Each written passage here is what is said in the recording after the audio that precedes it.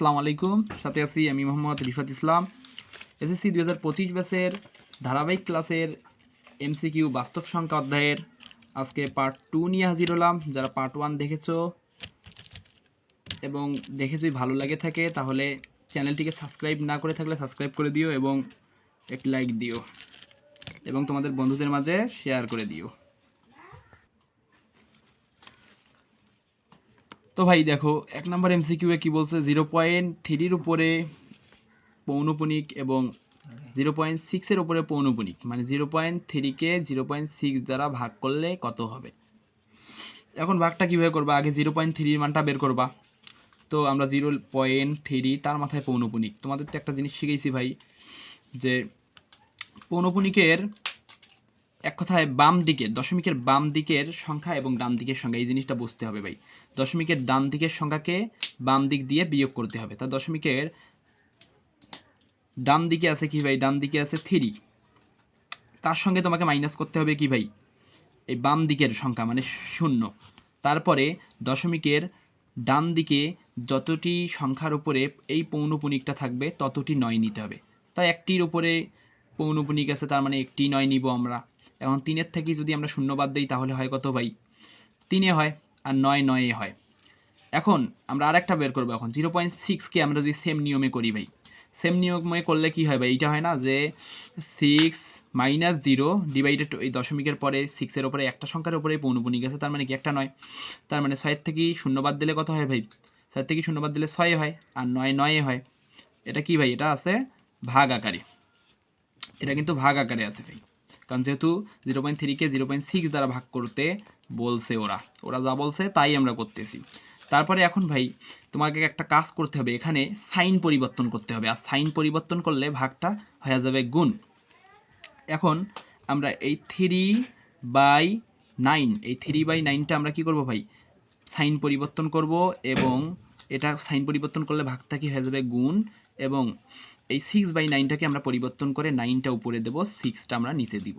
তো এখন আমরা যদি 9 দিয়ে 9কে কাটি, 9 অক্ষে কত হয় ভাই, 9 হয়, তাহলে 1 আমরা পাইলাম। আর 3 দিয়ে যদি 6কে কাটি, 3 দুগুণা কত হয় ভাই, 3 দুগুণা হয় 6, তাহলে 1/2। এখন ভাই তোমরা 1/2 যদি তোমরা ক্যালকুলেটরে চাপো যে 1/2, তাহলে দেখো তো অ্যান্সার কত আসে, অ্যান্সার আসে 0.5। তাহলে এখানে 0.5 কই, এখানে 0.5 আছে 1 নম্বরে, এই যে খ নাম্বার আছে 0.5। এখন 2 নাম্বারটায় আমরা যাই ভাই। 2 নাম্বারে আছে কি, 2 নাম্বারে বলছে যে 42.1 এর উপরে পৌনপুনিক, 8-এর উপরে পৌনপুনিক গুণন 0.2 এর উপর 2 8-এর উপরে পৌনপুনিক। প্রথমে যা আছে ভাই তাই লিখবা, প্রথমে যা আছে তাই লিখবা। তো প্রথমে কি আছে, 42.18, মানে 2টার মাথায় পৌনপুনিক যা আছে তাই লিখলাম। 0.28 এর মাথায় পৌনপুনিক যা আছে তাই লিখলাম। তারপরে একটা কাজ করা লাগবে ভাই, এখানে দশমিকের ডান দিকে, এখন দশমিকের বাম দিকে, এই কাজটা তোমাকে করতে হবে। প্রথমে ভাই এখানে যেহেতু গুণ আছে, গুণ থাকার কারণে দশমিকের বাম দিক ডান দিক এটা তোমাকে ধরা যাবে না, যা আছে তাই লেখা লাগবে। প্রথম 42.18 যা আছে তাই, এর সাথে বিয়োগ দিতে হবে দশমিকের ডান দিকে যে সংখ্যাটা আছে তাকে। এখন দশমিকের বাম দিকে যে সংখ্যাটা আছে এখানে ভাই তোমাকে বুঝতে হবে যে দশমিকের বাম দিকে আছে 42, ডান দিকে আছে 1-এর উপরে পৌনপুনিক, 8-এর উপরে পৌনপুনিক। প্রথমে যা আছে তাই আমরা লিখলাম। তারপরে একটা কাজ করা লাগবে, একে আবার দশমিকের বাম দিকে যে সংখ্যাটা আছে, যে 42 এমনি সংখ্যাটা আছে, এইটা দিয়ে এটাকে বিয়োগ দিতে হবে। তারপরে তোমাকে দশমিকের ডান দিকে যে পৌনপুনিক যতটা সংখ্যার উপরে আছে ততটা তোমাকে 9 নিতে হবে। 8-এর উপরে পৌনপুনিক, 1-এর উপরে পৌনপুনিক, তার মানে কি ভাই 2টা 9 নিব আমরা। প্রথমে আমরা এইটার কাজ করি, বের করি, তারপরে এটা আমরা বের করব। তাহলে আমরা পাইলাম এখানে কি 42 28। এখন আমরা 4218 মাইনাস যদি করি 42-এর সঙ্গে, তাহলে আমরা পাই 4176। তাহলে আমরা লিখবো 4176 ডিভাইডেড 99। আর এখন আমরা এই 0.28 এর মানটা বের করব ভাই। এর মানটা আমরা কিভাবে বের করব, প্রথমে যা আছে তাই লিখবো সেম ওটার মতো। প্রথমে যা আছে তাই যদি লিখি আমরা, এই কিন্তু এই জিরোটা আগে যেহেতু আছে, জিরোটা কিন্তু আমরা নিতে পারবো না, তাই দশমিকের পরের সংখ্যাগুলো আমরা নিব। তা 28 আছে, এর সাথে আবার আমরা কি করব ভাই, দশমিকের বাম দিকে, এক কথায় দশমিকের বাম দিকে যে সংখ্যাটা আছে সেটা বিয়োগ করা লাগতো, কিন্তু এখানে 0, ওটা তো বিয়োগ করতে পাবো না। তাই আমাদের পৌনপুনিক যে সংখ্যাটার উপরে আছে তার বাম দিকের সংখ্যাগুলোকে আমাকে বিয়োগ দিব। পৌনপুনিক আছে 8-এর উপরে, আর পৌনপুনিক ছাড়া সংখ্যা আছে 2, তাহলে এটাকে এটার সঙ্গে আমরা বিয়োগ দিব। দিলে আমরা পাই কি 28, আর দশমিকের বাম দিকে ডান দিকে পৌনপুনিক আছে যতটা সংখ্যার উপর ততটা 9 লিখবো, এবং নাই যার যতটার উপরে ততটা 0 লিখবো। নাই শুধু একটা সংখ্যা 2 এর উপরে, তার মানে একটা 0। এবার 28 থেকে যদি 2 বাদ দিই তাহলে হয় কত, তাহলে 26 আর 9 90 90। এখন এটা আমরা পাইলাম যে গুণ 26/90। এটা কি বুঝছো ভাই? এটা অনেক সোজা।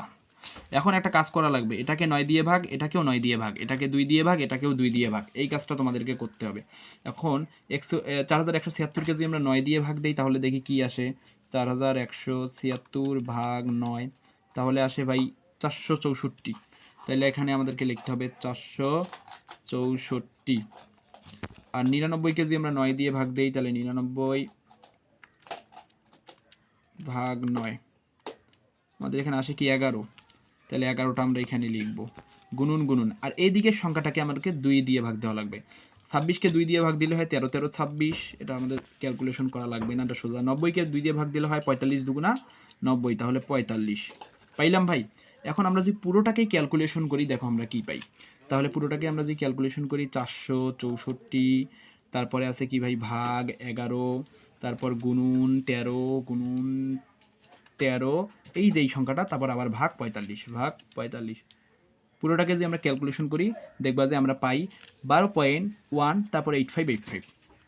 তা আমরা এখানে 12 আর পয়েন্ট, এই পয়েন্টটা ঠিক রাখবো ভাই। আমরা পয়েন্টটা ঠিক রাখার পর 1টাও আমরা ঠিক রাখবো, কিন্তু ভাই এখানে দেখো 8585 ডাবল আছে, যার কারণে আমরা একটা 8 আর একটা 5 কমন নিয়ে 8 আর 5-এর মাথায় পৌনপুনিকটা বসাই দিব। বুঝছো ভাই? ক্লিয়ার? এইটাই অ্যান্সার। এরপরে যে কেউ বুঝে না থাকো ভাই কমেন্ট করিও, আমি আশা করি এর থেকেও ভালোভাবে এটা বুঝাই দেওয়ার চেষ্টা করব পরবর্তী। তাহলে আমরা পাইলাম কি 12.1, 8-এর উপরে পৌনপুনিক, 5-এর উপরে পৌনপুনিক। তাহলে 12.1, 8-এর উপরে পৌনপুনিক, 5-এর উপরে পৌনপুনিক। 2 নাম্বার আমাদের শেষ। আর 3 নাম্বারটা তো ভাই অনেক সোজা, এটা তোমরা পারো, আমি আশা করি এটা তোমরা পারো। এটা ফার্স্ট পার্ট 1-এই এটা শেখানো হয়েছে। a = √3 এবং b = √12 হলে নিচের কোণটি অমূলদ। তাহলে আমরা এখন কি করব ভাই, a + b, ab, a - b, a/b এগুলো দিয়ে আমরা চেক করব। তাইলে এর জায়গায় যদি আমরা √3 নেই, এর জায়গায় যদি আমরা কি নেব ভাই, √3। তারপর আমরা যদি এর জায়গায় √3 এবং প্লাস যদি করি আমরা, এই যে প্লাস b যদি আমরা করি তাহলে আসে কি দেখি, প্লাস b এর জায়গায় আছে কি ভাই, b এর জায়গায় আছে √12।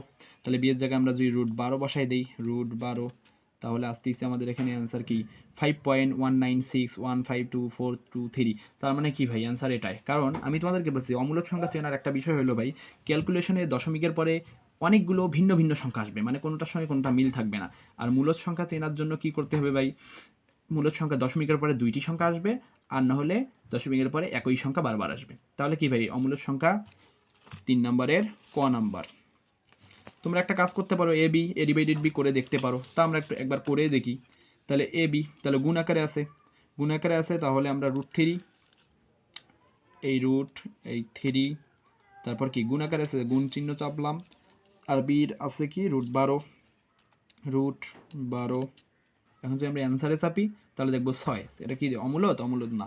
আর a ভাগ b, তাহলে √3 ভাগ √12, a ভাগ b যেহেতু আছে, তাহলে কত আসে ভাই, 0.5। তার মানে এটা মূলদ সংখ্যা, এটা তো হবে না।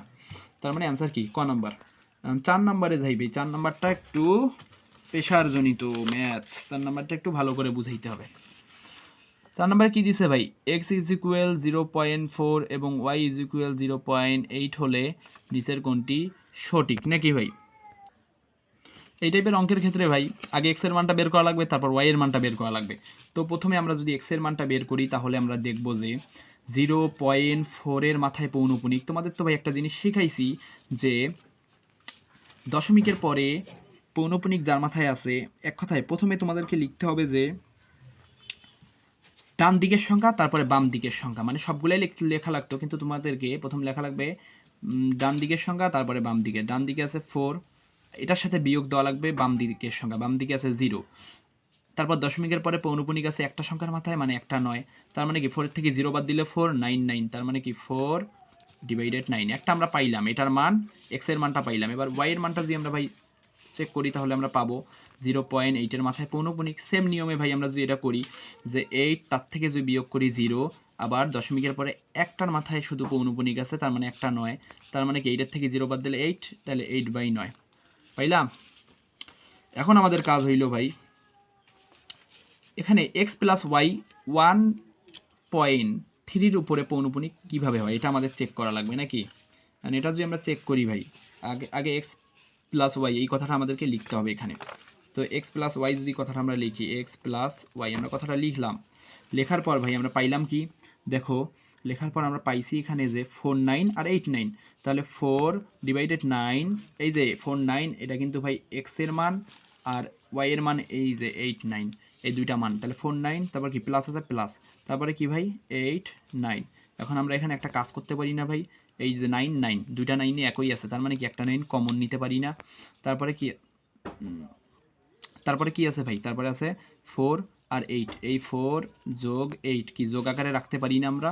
এখন আমরা যদি 4 আর 8কে যোগ করি তার মানে কি হয় 12 ডিভাইডেড 9, 12 ডিভাইডেড 9 আসে। এখন 12 ডিভাইডেড 9কে যদি আমরা ক্যালকুলেশন করি 12/9 দেখবা পাবা তোমরা, এখানে দেখবা যে 1.3333, অনেকগুলো 3। তা তোমাদেরকে তো ভাই আমি শিখাইছি 1.33 মানে একই সঙ্গে অনেকবার আসছে, তাহলে একটা 3 কমন নিয়ে তার মাথায় আমরা কি করতে পারবো, একটা 3 আমরা কমন নিয়ে তার মাথায় পৌনপুনিক দিতে পারবো ভাই। 1.33 অনেকগুলো আসছে, যার কারণে একটা 3 কমন নিয়ে তার মাথায় পৌনপুনিক দিলাম। তার মানে কি এই x প্লাস 5 এটা রাইট, এই x প্লাস 5 এই যে আই নাম্বারটা রাইট। এবার আমরা আই নাম্বার এটা করে দেখবো যে এটা সঠিক কি না সঠিক না। তাহলে এটা যদি আমরা করি, আমরা এই দিক করি, আমরা এখানে দেখতে পাইতেছি যে xy মানে এটা গুণ আকারে আছে ভাই এই নাম্বারটা, তাহলে xy। এখন আমরা এটা যেহেতু গুণ আকারে আছে ভাই, x এর মান আমরা কি পাইলাম এখানে, x এর মান এখানে আমরা পাইছি 4/9, y এর মান 8/9। তাহলে 4/9 কই, এখানে যদি আমরা লিখি যে 4, এখানে লিখি যে xy ইকুয়াল 4/9 গুণন, তারপর কি আছে ভাই, তারপরেরটা আমরা পাইছি এই যে 8/9, y এর মান 8/9। এখন একটা কাজ করবো ভাই, 4 দিয়ে যদি 8কে গুণ করি তাহলে কত হয়, 4 8 4 দিয়ে যদি আমরা 8কে গুণ করি 4 8 কত হয় ভাই 32 হয় না। আর 9 দিয়ে যদি 9কে গুণ করি তাহলে কত আসে দেখি, 9 গুণন 9, তাহলে 9 9 কি আসে ভাই 81। তাহলে আমরা এখানে 81 লিখতে পারি না, 32 ডিভাইডেড 81 দেখি আসে নাকি। হ্যাঁ সেম, আমাদের উত্তর তো মিলে গেছে ভাই, xy 32/81। ঠিক আছে ভাই, তার মানে এটাও রাইট। তার মানে এখানে বলছে কি দুইটাই সঠিক আর সঠিক নয়, তার মানে 1 নম্বরটাই হবে দুইটাই সঠিক। এই ছিল ভাই আমাদের পার্ট 2 এর ছোট্ট একটি ক্লাস। যদি তোমরা ক্লাসটি বুঝে থাকো তাহলে আমার চ্যানেলটিকে সাবস্ক্রাইব করে রাখিও নতুন হলে, এবং ভিডিওটিতে একটি লাইক দিয়ে রাখিও যাতে করে পরবর্তী ভিডিওগুলো তোমাদের কাছে বানানোর সঙ্গে সঙ্গেই চলে যায়। এই তো আল্লাহ হাফেজ, ভালো করে পড়াশোনা করিও ভাই, যেহেতু আর এসএসসি পরীক্ষার সময় নাই।